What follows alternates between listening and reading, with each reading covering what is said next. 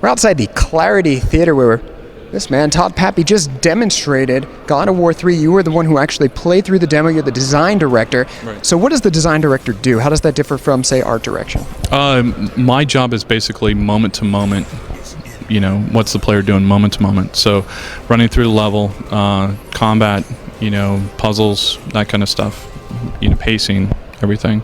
So we saw a few different things during the demo. The part that you did actually perish on was like a sort of an unusual platforming sequence where you were going from harpy to harpy. Can you explain that to me? So that's basically one of our new rideable creatures. The harpy, it kind of acts almost like a helicopter. So you can jab it and it'll move forward, or you can get it to go up.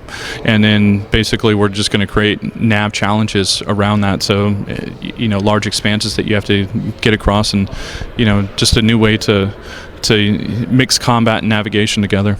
Now, the Cyclops has been present in God of War games since the first one, but you've, with this rideable creatures mechanic, changed the role in some cases of the Cyclops. Talk a little bit about that. So, if the Harpy's the helicopter, then Cyclops is the tank. So, and that's really, we just wanted that big brute force that you can get on and knock people out of the arena and do that kind of stuff. So it's really about just wrecking the battlefield and clearing your way through.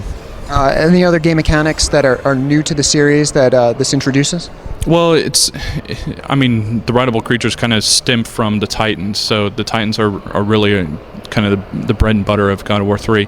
So, if you imagine you're walking on a floor and but it's somebody's arm, and then he lifts his arm, well, that floor is now a wall, or, becomes a ceiling. So it's just how we can mix and match that stuff, and even have rideable creatures that are on the Titan. So you're riding a creature that's riding a creature. Entering into the project, was there anything with the pacing that you particularly wanted to implement, and if you could explain what that would be?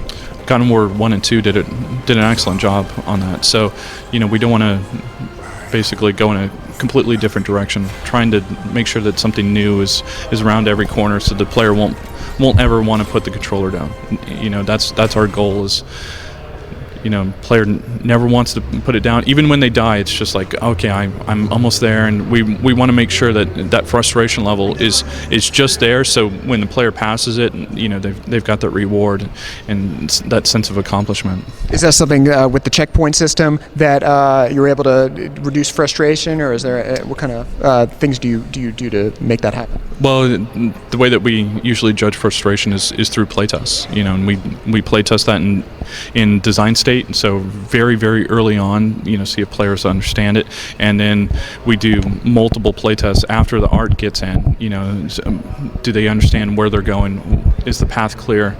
Are the mechanics? How are the controls? And it's just something that happens over and over and over again. And that's the way that we found. We're able to get it right that way. Just through iteration and iteration.